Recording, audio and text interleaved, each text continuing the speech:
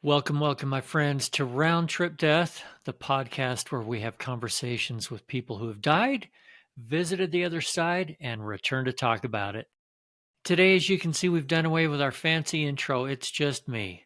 In a couple of minutes, we'll also have a guest on. But before we do, I wanted to share some personal insights as we've just passed our 3-year anniversary of the show. I hope in some small way that this podcast means as much to you as it does to me.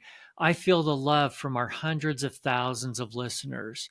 I feel like I've made a new friend with each and every guest on the show.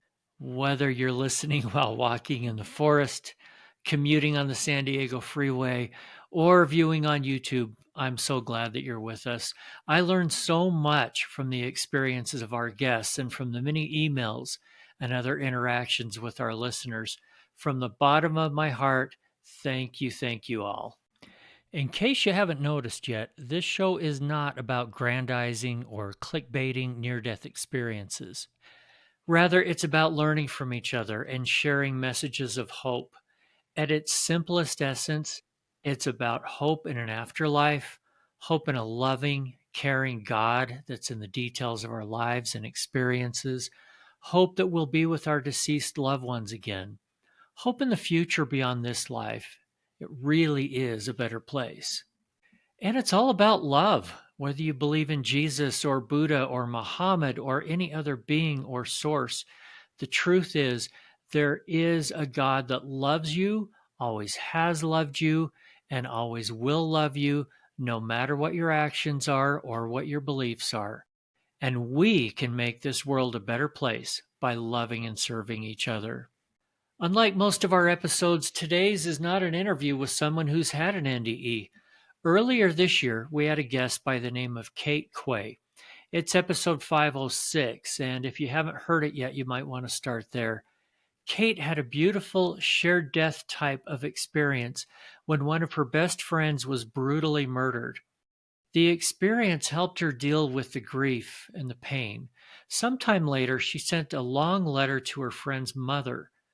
The day that that letter was received was the same day that the murderer was sentenced. It was the day that the mother needed that loving, healing letter. Today's interview is with Karen Wilson, the victim's mother who received that letter that emotional day. This is an example of how we can show love to a neighbor and the life-changing effects it can have. I'd love to welcome to the show today Karen Wilson, who lives in Vermont, but you're in Maine today, aren't you? I am on an island. On an island in a lake? Hmm. This time of year, do you walk to it or take a boat to an island? Go across the ice on skis or snowshoes. Wow, that sounds great. Some kind of a girls' getaway, right? Yeah. Yep. I appreciate you taking a little time from that to talk to us today. Would you like to tell us what did you email to me and why? Well, I can't remember it word for word, but the reason I can remember that is because the day I heard that podcast was an example of God's perfect timing. And that whole story with Kate is actually has layers of that. And that particular day that I heard that podcast, I had spent some time rereading some of my daughter's journals because I was preparing to write an intro paragraph on the Moriah Wilson Foundation website, an intro paragraph to our annual report showing all of the organizations that we supported in 2024 to honor her life and her unfinished work on earth here that she had in her heart that she wanted to do, and we've continued to do on behalf of her. And so as I was preparing to write that paragraph, I wanted to tune into her spirit and to read some of her words that she wrote in her journal and just kind of focus on her. Sometimes I avoid doing that because it can be almost a little painful and I'll get really, really sad because I miss her so much. But that day I felt really strong, and I just dove in there, and it felt really good to kind of connect with her heart. And the words came right out, and that paragraph came together, and I felt really great about it. And then I made myself a cup of tea, and I sat down and I turned on one of your podcasts because Kate had shared your podcast with me because we had been talking about how near-death experiences can really help those who are in, struggling with grief and wondering where their loved ones are and that kind of thing. So I had turned on the podcast, never knowing that Kate had been recorded with you. And there she is. She comes on right on that day, at that moment when I was just so tuned in to Mariah. And I felt like it was literally a miracle was taking place right then and there. And it was so incredible. So at the end of it, I just had to share that with you because I just had to tell somebody. And I felt, well, you were probably one. I don't know. I just wanted to share that with you because I think you really like hearing stories. And then I actually sent Kate an email. I'm telling her too. And those were my two instantaneous reactions after I finished listening to it. Well, I appreciate it, and it was very sweet. And I appreciated hearing about Mariah. Kate didn't, like I said, didn't mention her name. She didn't know if the family would be okay with that or not. And you are. We're going to talk about Mariah for a minute. How long ago did you lose her? It was on May 11th, 2022. Okay, so just coming up on 3 years ago. So this is still very fresh and raw. And I really appreciate you realizing that we will do our very best to treat this as respectfully as we can and opening up for me and for our listeners here. You had some other spiritual things happen in conjunction with her death and soon afterwards. Would you mind telling us about some of those? Okay, my personal experiences, I could actually go back to the day that I brought her home from the hospital. You really want to. Okay, let's start there. The moment she was born, when I looked at her, she was so familiar. All that time you're going through a pregnancy, you wonder, what's my baby going to look like? What's my baby going to look like? And you can't wait to meet them. And when I looked at her, I felt like I had known her forever, that she was so familiar. I remember thinking, oh, of course that's what you look like. Like, I know this face. It was really unexpected. And to me, it was a spiritual thing because it felt like a spiritual connection. And anyway, and then a couple days later, when I was holding her at home, I was listening to a Sean Colvin song about "I'm gonna miss you when you go," and I started having this intensely profound sadness come over me that she was going to leave me someday, and I just cried and cried and cried. And now that she has left, I can't help but think about how Mary was given that vision when she was told by the Spirit that someday her heart was going to be pierced, when Jesus was going to be crucified. And I can't compare myself to Mary or Jesus, but it was like this premonition. It was like this message that came to me as she was an infant, that someday you're going to have to say goodbye to her. And I thought in my mind, I was like, oh, she's going to get married and she's going to leave, and she's not going to leave at home. She's going to have her own life. That's kind of how I interpreted it at the time. But now that I look at that, because I didn't have that experience with my son, I think it was just another of God's ways of almost preparing me like this. And I never dwelt over it or anything, but in retrospect, I see it as a message that came. So that was a spiritual thing. A few weeks or maybe a month or so before she was killed, I had a dream of her figure in a gunshot. And I woke up instantly and I just kept saying, no, no, no, that's not going to happen. No, it's not going to happen.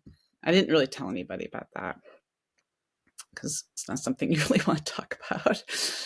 But that happened.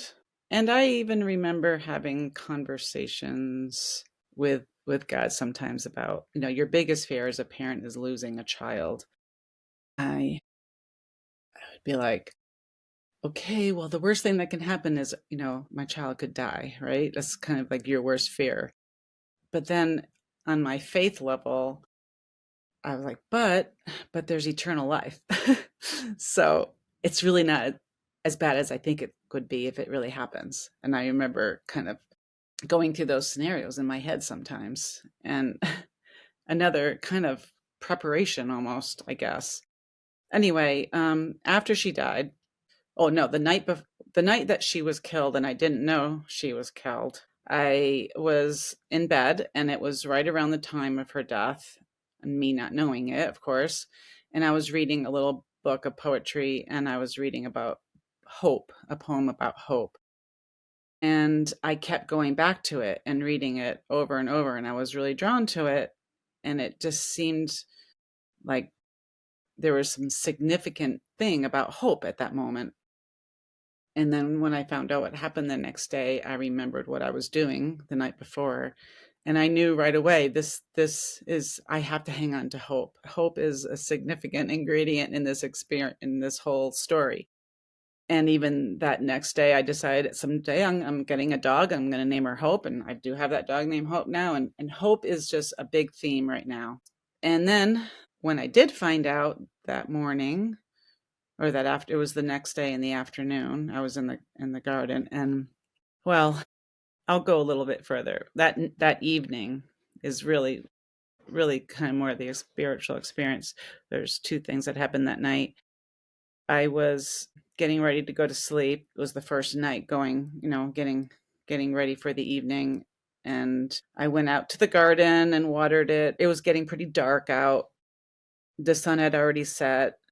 I was turning off the water to the hose, and I heard this wind going in the trees, and it drew my attention up to the trees. And I just felt like God was getting my attention. And I just, first of all, said, please let her know that we're going to be okay. And I told God, I don't want her to worry about us, and you're going to take care of us, and we're going to be okay. And then I said, but I need one thing from you, and I need it right now. That I need to know that you have her, and she's okay, and she's safe. And then right after I said that, I said it with such conviction and expectation. This little bird flew over me, and because I said, give me a sign. I need a sign that she's okay.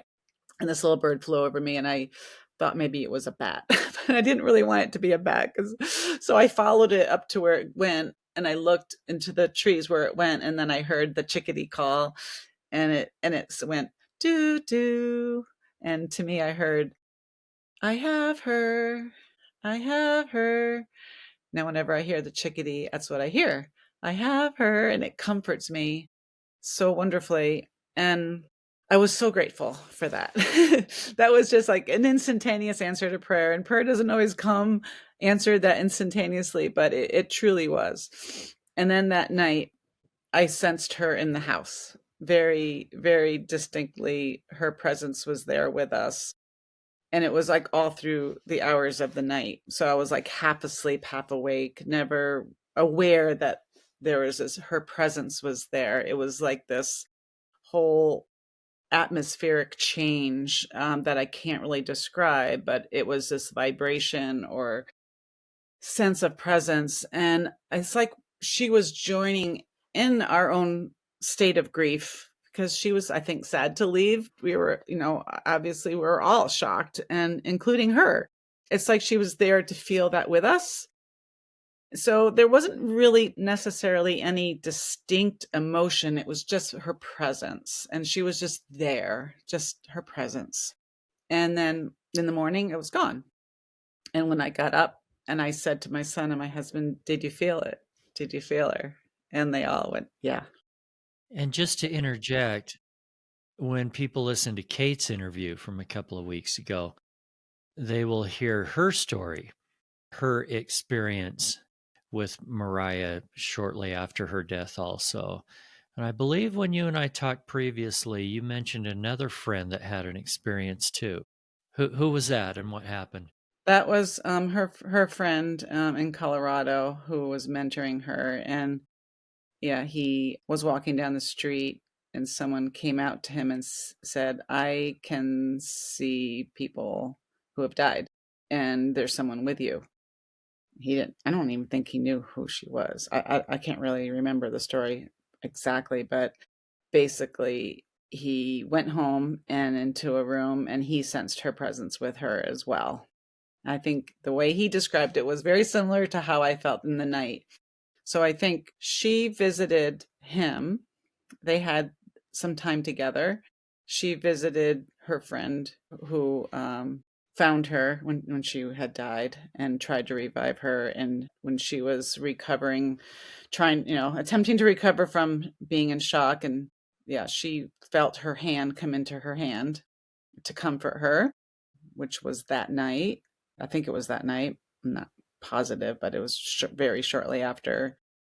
So she kind of made her rounds, I think, to the people that she needed to be with, say goodbye to. I don't know exactly, the reasons, but she made her rounds. And I think her last visit was at our place, which was 3 days after. And I kind of get this sense that the spirit makes their final departure in some cases. I don't understand all of it, but I have this sense that after that third day, I think they make their full transition. But not to say that their spirit is still not with us. Yeah, absolutely.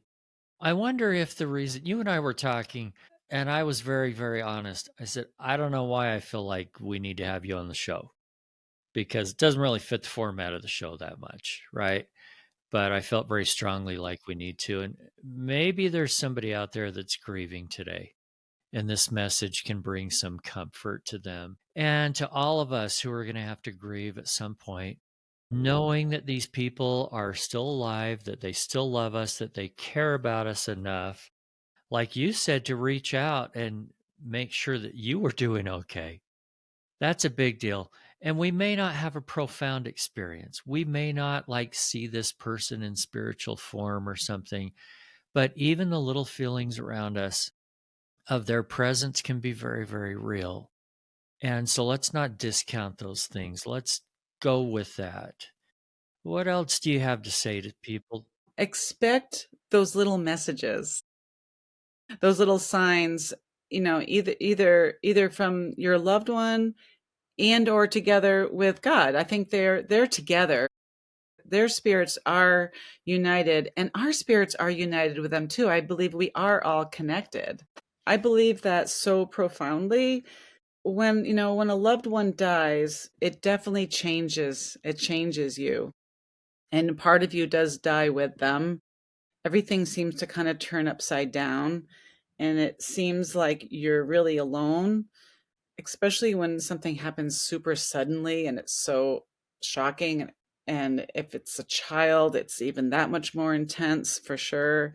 I think there's so many promises that God is close to the brokenhearted and to look for that presence of his love and comfort, that infinite love is all around us all the time. When we're in a really dark place, the more we trust in that infinite, boundless, powerful love, trusting in it can make all of the difference. You will see signs of it. I can give an example. For instance, when we put some of her ashes in the lake here one morning at sunrise, right after we put the ashes in the lake, right in our eyes view flew an eagle, like right in front of us. That never has happened before. I don't know if it will ever happen again. It was just so beautiful. So I've had so many different things like that happen. Another one is we were sitting on the front porch here and we were watching the celebration of her life in California by her friends there. And we were sitting on the porch with our friends who lost their son in an avalanche, who was good friends with Mariah. And we were looking at it on the front porch. And as it started, the most incredible rainbow came out over the sky, the most beautiful rainbow I've ever seen here. It just shows God's love. Like he loves us so much, so very much. And that's one of the things I've learned from listening to all the NDEs is the most common element in so many of them is the depth of love that people sense and the light. And I think that's why I'm so drawn to listening to them and reading about them is I've gone deeper into my faith and into my trust of God's love for us, for every single person. And I think we can't forget that when we go through something super hard, that God is with us through all of it. His love is here, is always around us. We're not alone. And we are going to feel sad and we are going to fall into pits of darkness, but we have to choose to cry out and call out and ask God to help us and trust that he is right there all the time. And when we do, we will be lifted out of that darkness and discover all kinds of wonderful things. There's this level of joy that's actually bubbled up out of the depths of grief. Sometimes I think our life experience is like a pendulum. The more we experience the depth of pain and sorrow and suffering, the more the pendulum can swing over and feel the depths of joy and love. Absolutely. How much do you appreciate your health after you've been sick? Right. I mean, who wants to live in the middle where it just moves a little bit, like to be in a safe zone of not feeling hardly anything? Sometimes I do when the alternative is something super hard, I admit it. But no, I totally get and agree with what you're saying. The other point that has come up to me between talking with you and hearing Kate's story about sending you the letter is God's timing in things. She had been trying to send you that letter for a little while, and people will have to go back and listen to her episode to hear what all happened with that. But her letter to you, just for some reason, got to you the exact day you needed it, right? It sure did. Tell the listeners what was going on that day. It was a really hard day. It's something I've been putting off for a long, long time. I mean, I had so many months, but we had to write a victim statement, for the court of the impact the crime had on our lives, and to put all of that in words was extremely painful and emotional. And I got Kate's letter, and I just couldn't believe the depth of love I felt in that letter and encouragement and the timing. I was like, this is amazing that this letter came today as I was working on this. And I actually have it right here. I just like love this letter. And I love to reread it. And I actually read it this morning to my friends. Yeah, the timing, God's timing is so perfect. And the thing about God's timing, part of my life lesson is being patient. And we live in a world of instantaneous everything. When it comes to prayer and just how the whole universe functions and how, the infinite wisdom of our creator is working all things out for good, we have to trust that process. And a lot of that requires patience. But that's another way that God's love can be manifest is in the timing. It's not just that you received Kate's letter, it was when you received it, right? And that takes patience, but it's also, I think, shows his love as well. And the timing of some of the other things that have happened with you with this. And frankly, the timing of the email that you sent me was at a time I really needed it too. And it really meant a lot to me, and I really appreciated that very much. Lastly, before I let you go, tell us about the foundation that you set up in memory of Mariah and why. So Mariah had written some of her last entries in her journal, and what she was doing at the time of her death, she was reading a book called The Second Mountain by David Brooks, and she was reading it a second time, and she was underlining sections of it. It's called The Second Mountain. I forget the subtitle of it, but it's basically about the first mountain being finding success in the world, the job you've always wanted, or the dream of your life coming true, the family you've always wanted, the spouse or the house or whatever. Your worldly dreams are all kind of coming into place, and kind of more or less you've gotten to that first mountain. And then the second mountain is taking all of your worldly success and accomplishments, and then turning them into doing good for others, like using your gifts and your talents and not using them all just for yourself, but giving back, I guess, in a sense, is to put it in a simple term. And so she was reading this book about the second mountain, and she was already thinking, because she had achieved her dreams were coming true. She had reached the level of becoming a professional athlete. Now, being such a goal setter, she was always had to have a new goal. So she had kind of, in a sense, met this goal, and now she was like, now what's my next goal?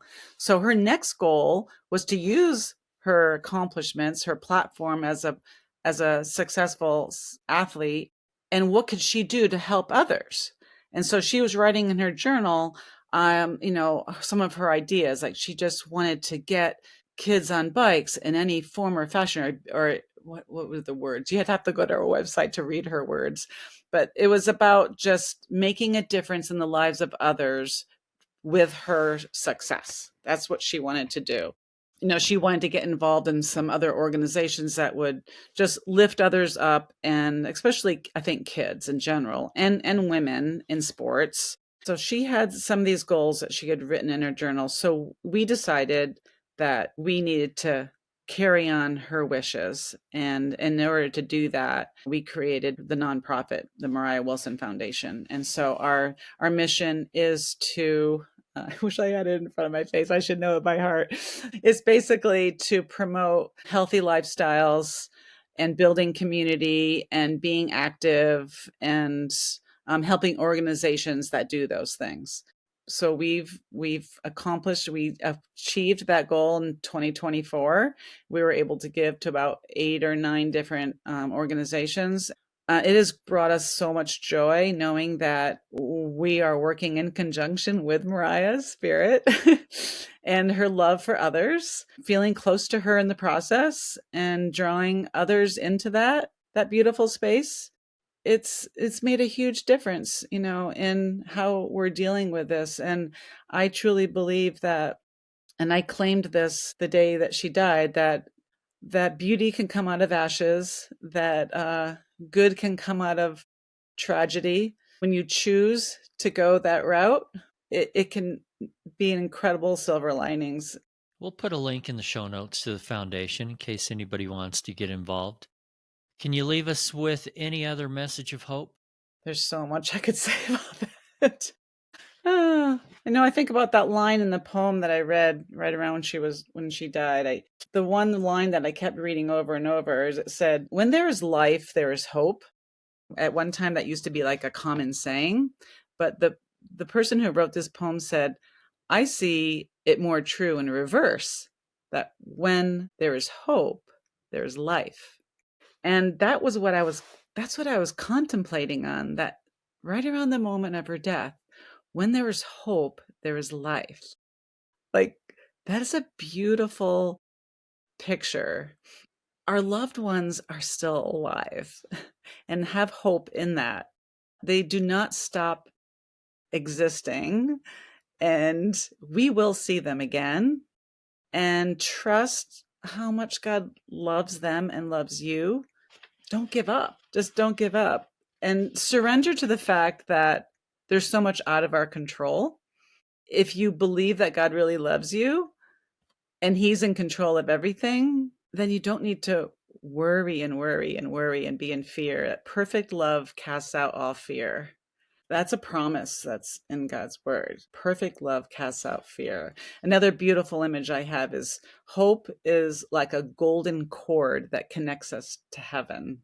That is where our eternal home is. I love how ND ears express and explain how they have this feeling of being home. And what better feeling is there than feeling so at home? And we have so much to look forward to in our eternal home with our eternal family.